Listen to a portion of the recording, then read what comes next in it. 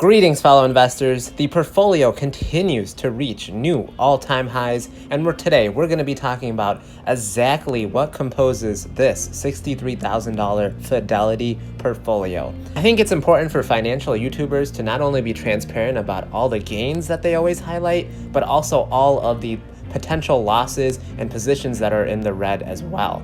The ones that they don't make videos about, because it would be a lot harder to sell you an expensive course. So make sure you hold them accountable, make sure that you ask for all of their returns and that they are being transparent. So if you appreciate all of the transparency that I aim to show you on this channel, be sure to hit that like button and subscribe to the channel.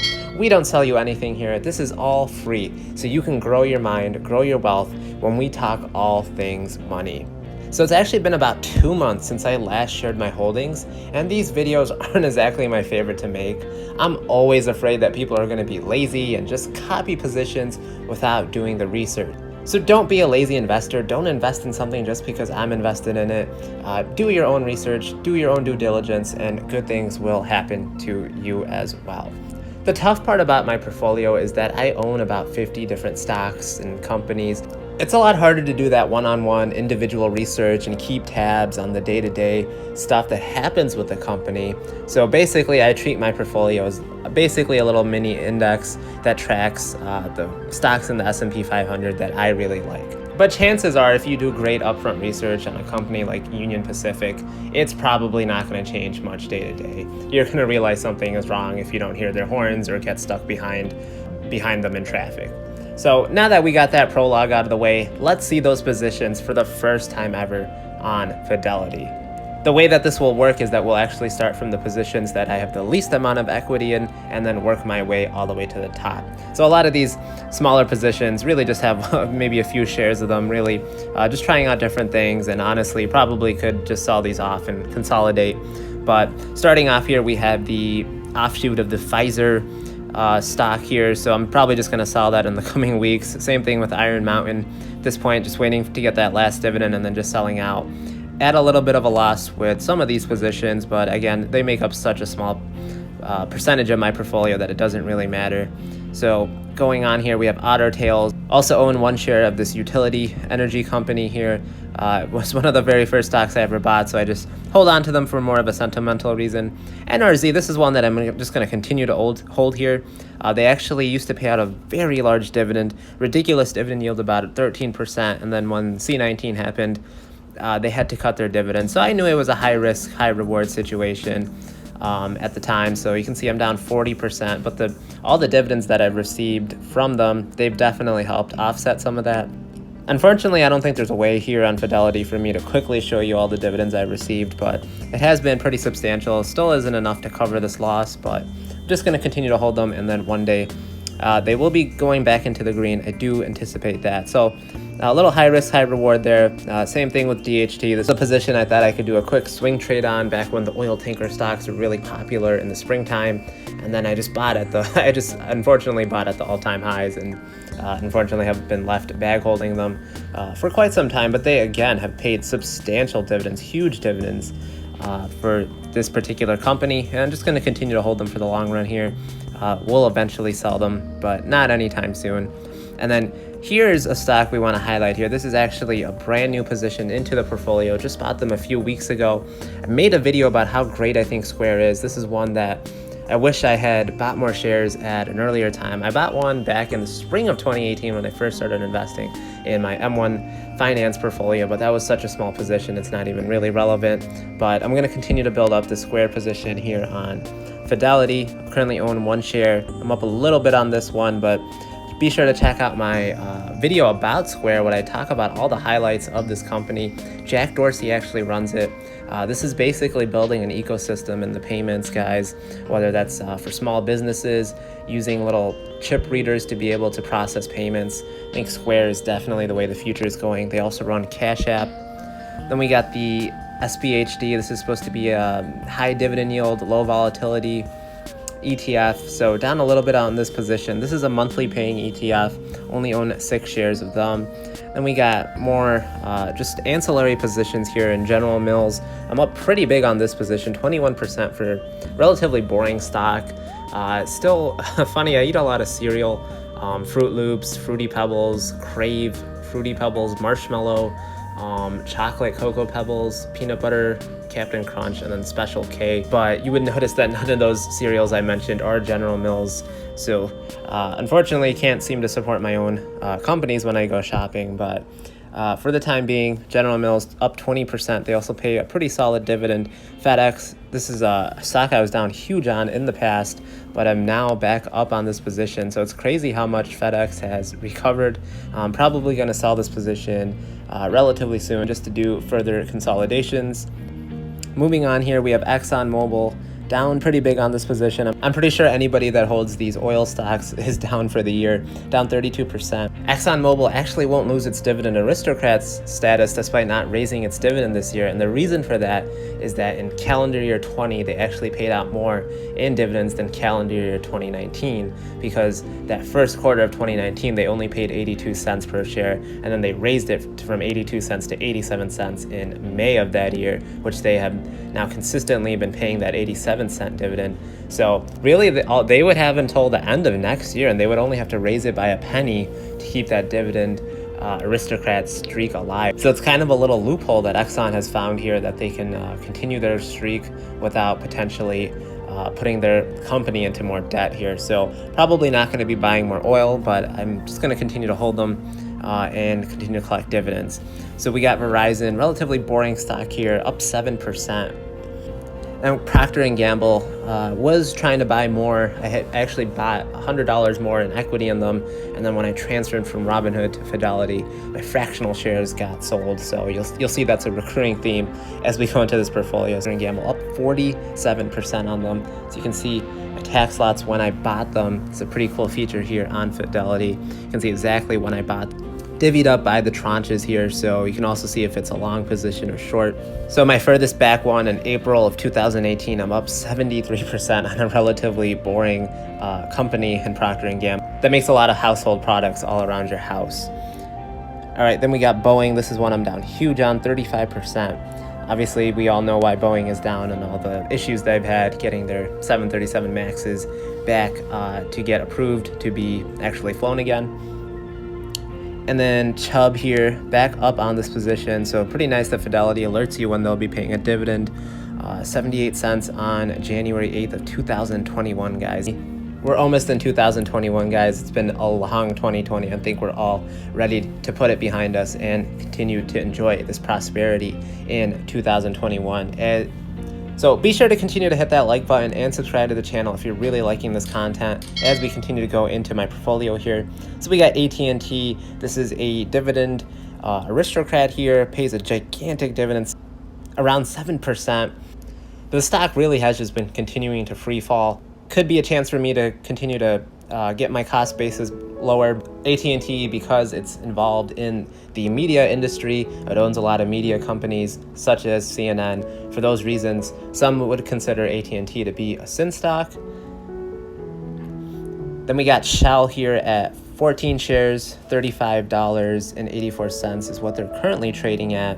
So I'm down about 18% on them. I got some pretty good shares. If we go to tax lots, I bought one at $25.71, so I'm up on that position, but that doesn't make up for all the big unrealized losses that I have in my other tranches here. Of course, they do pay that nice dividend, which they did have to cut by 2/3 this year as we continue going on with the C-19 recovery, and hopefully oil will pick up again in demand.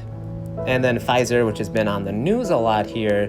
So Pfizer has actually gotten FDA approval for medical emergency use of their vaccines. That means they can be given to people above the age of 16 in the United States. So that's a pretty big deal. And of course, there's other companies that are coming out with their own vaccines that would have to get medical approval, emergency use from the FDA before they are administered. I am curious though, would you be willing to take that C-19 shot, or would you kind of just wait a while and see how the people that take it first, what kind of side effects that they have? I don't know. I'm kind of in the, I can see both sides. I'm kind of mixed on what I should be doing. So curious to hear what other people have to say. Pfizer also recently just hiked their dividend a very small percentage amount. It was really basically just 1 penny, but it's always nice to get a small increase. Moving on, this is a stock I've really never talked about before, but it's IQ. This is supposed to be like the Netflix of China. Bought it when I first started investing. It was a pretty big mistake. I'm glad I made that mistake early on in my investing career. Otherwise, if I made something like this nowadays, that would have been a lot bigger loss. So still keep this one here just to remind myself not to just jump into hype stocks without fully understanding and the dangers associated with that. So this is the only Chinese stock I believe I own, at least that does business exclusively in China and is actually headquartered there, as I generally tend not to invest in Chinese companies, as I know they don't use the same accounting regulations that we do here in the US. I work in accounting. I know the rigor and all the testing that's done here in the United States. I don't know if that same rigor is being done in China. That's why I'm a little bit hesitant. So we also, according to this, own 1 share of Tesla. Now, this is really not true. This is really just the Tesla share that I bought yesterday. Therefore, it's technically like unsettled in the way that Fidelity works. So later on the week, this will be added to my actual whole Tesla position where I own another 5 shares. So I own 6 shares of Tesla now, and we'll see that as we continue to go up here.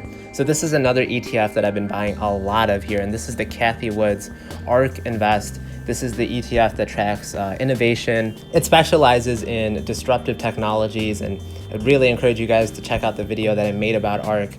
Cathie Wood's is just phenomenal. They have so many great ideas on how the future is going to shape out, and I really, their returns really speak for themselves. I'm up 20%, and I've only owned this stock for just a few weeks here, but their returns the last 5 years are really in like the top 1 percentile. So definitely trusting my money and going to continue to add shares to ARK and let Cathie Wood's do the work for me. So moving on here, we have Intel, 13 shares. And no, it says I'm down here. Actually, it's interesting. I've been doing a lot of cash covered puts on Intel, and I've just been making like every week about another $20. It's really as simple, easy money as you can get, I think, on the stock market. It might show that I'm down on this position, but really with the options, with the dividends that I've gotten, really have walked away profitable from Intel. I've also been doing cash covered puts on DraftKings now. They both require about the same amount of capital. I think it's a good stock to do cash covered puts on if they don't require that much capital compared to like Amazon, where you would need like hundreds of thousands of dollars to do that. So just going to continue to do weekly puts on Intel, on DraftKings. And if you guys want to see that and see the results I've been having, be sure to let me know in the comments below, and I'll try to provide that information. So easy money there. Another utility safe company here in Southern, 15%. They do a lot of power and electricity for a lot of the southern parts of the United States, if you couldn't tell by their name. Then we have AbbVie here, 7 shares, $123 in return, up 19% on this one. Trading in the $60 range, $68 in September of 2019. I can't believe I just didn't load the truck and just buy more shares of AbbVie at the time. Looking at that, that would have been a steal. It's up 56% since then. So definitely wish I bought them then, and you could have gotten around, I think AbbVie was trading at around an 8% yield. This is a company that has aggressively been raising their dividend. Of course, there's a lot of concern that once their patent protection of their most profitable drug, Humira, goes away in the coming years here, there's questions if they'll be able to continue that cash flow. So another stock that I recently made a video about, and that is Costco. I made sure to buy them after their special dividend of $10. That way I got in at a little bit of a discount, didn't have to pay as high of a tax on that special dividend. So really just going to be holding this company for the long run here. Make sure to check out that video that I made about Costco and why they're such a great company and why their membership model works so well and continues to drive in revenues. Then we got Johnson & Johnson. So I actually was reviewing the different sectors that I have my money allocated to, and one that I'm actually short on is healthcare. So if you guys know some great healthcare stocks, let me know below. I think I'm going to add to Johnson & Johnson, AbbVie, Medtronic. Those are the companies that I'm thinking about right now. Okay, so moving on here, we have Store at 25 shares. I own almost $1,000 in equity. We're almost getting to the stocks that have a bit more of a substantial weight in my portfolio. So if you guys are not enjoying the video so far, know that my bigger and better positions are coming up, the ones that I have pretty great returns on, so you don't want to miss that. But Store, this is one that pretty popular here on YouTube now that Joseph Carlson, this makes up a pretty big percentage of his portfolio, and he talks about it a lot.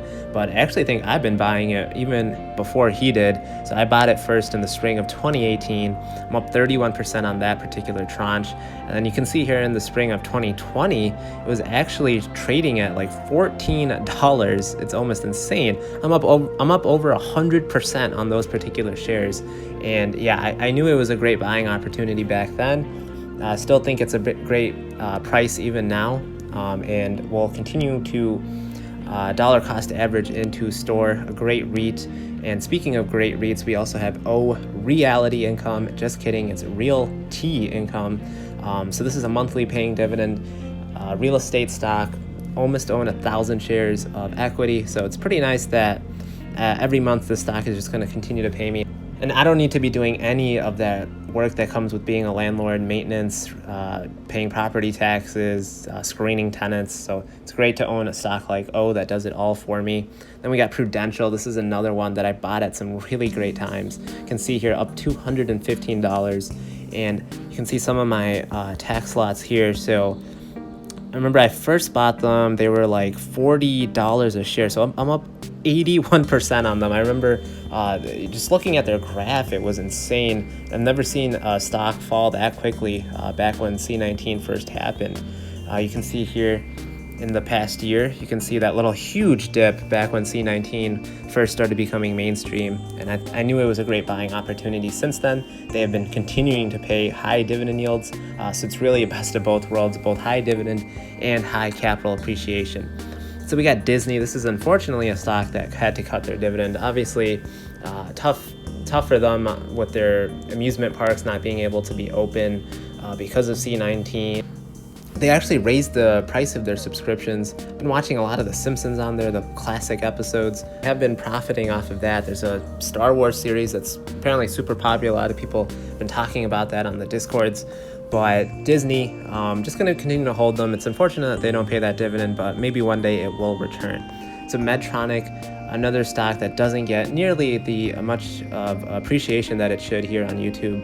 I have almost $1,000 in equity. This is a dividend aristocrat, but one that tends to keep flying under the radar. You can see I was buying heavy on this one back when C19 first started happening, and I've been rewarded greatly for taking that risk and buying them back then. All right, guys, let's keep going here. So we've reached Waste Management. We're almost at $1,000 in equity. So this one, I'm up 9%, $80 on this one. So we all know that trash is never going to be stopping. So having a stock like Waste Management, I think it's great.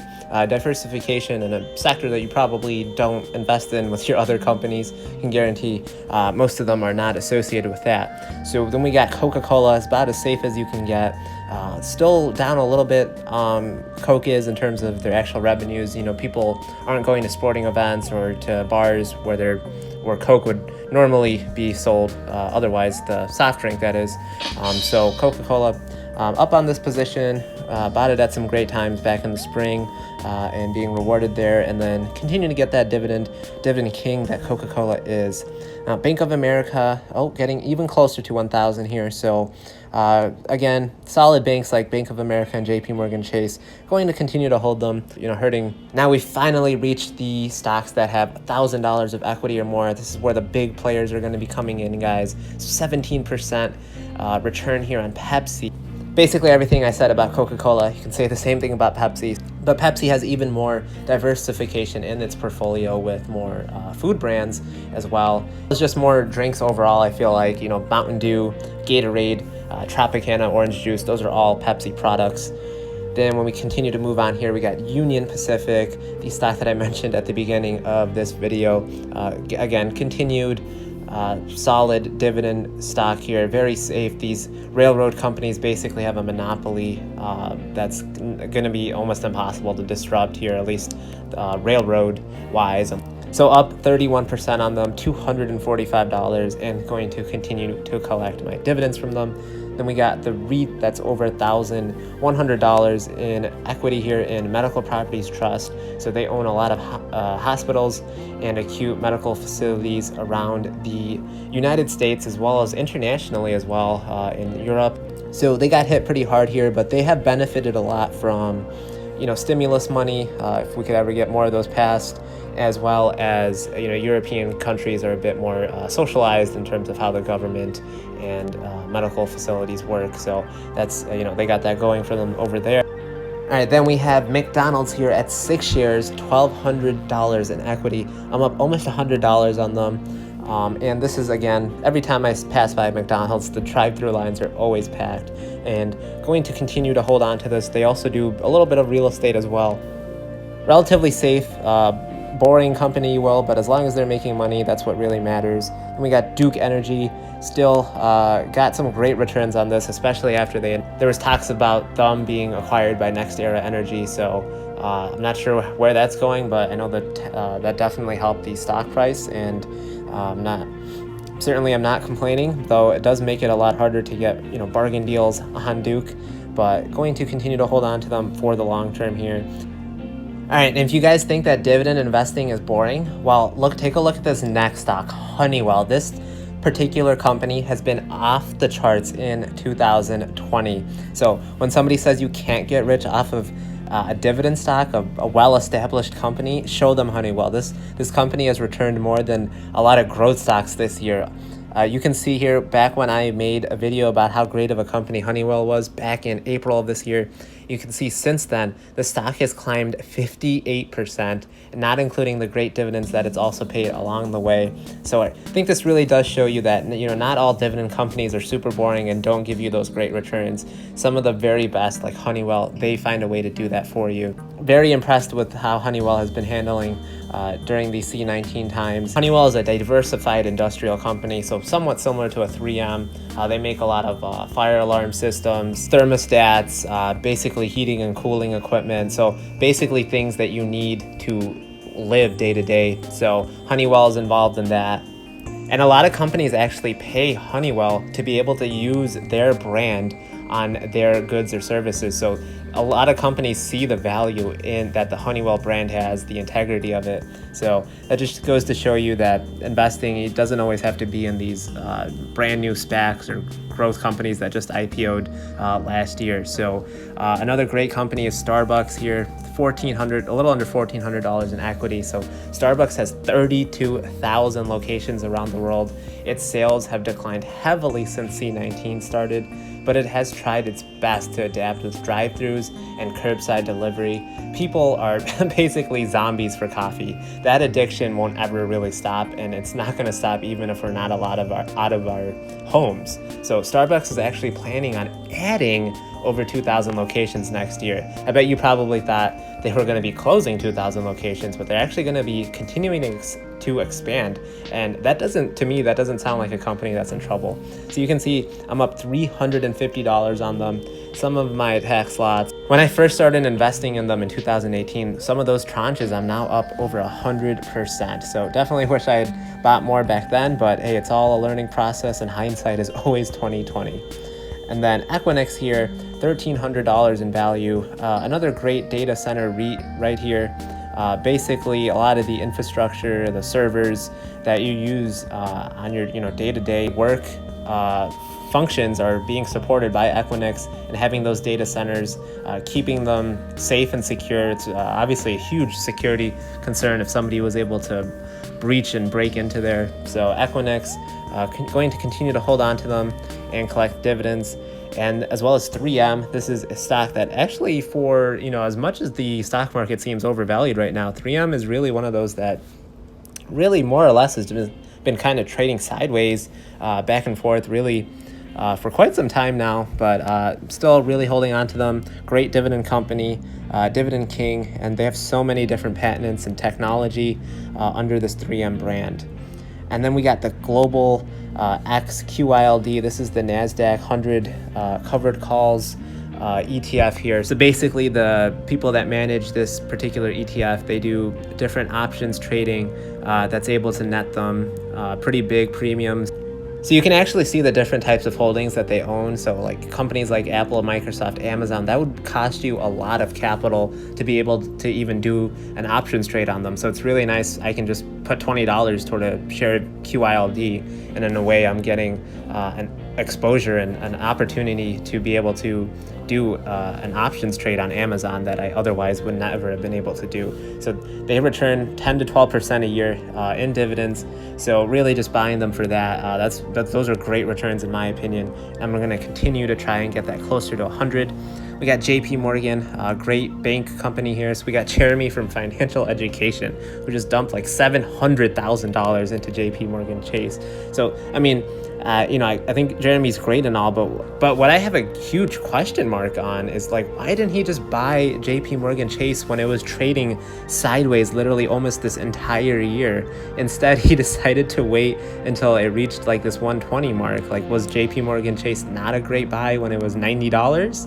I don't know. Some of the things that Jeremy does, really a lot of question marks, but I'm sure people say the same thing about my investing strategy. So as long as he's doing great and I'm doing great, the world will keep spinning here. So we have another ETF here. This is QQQ. This is invest in more of the established companies in the NASDAQ. So you can see here we get exposure to Apple, Microsoft, Amazon, Tesla, and PayPal and Adobe.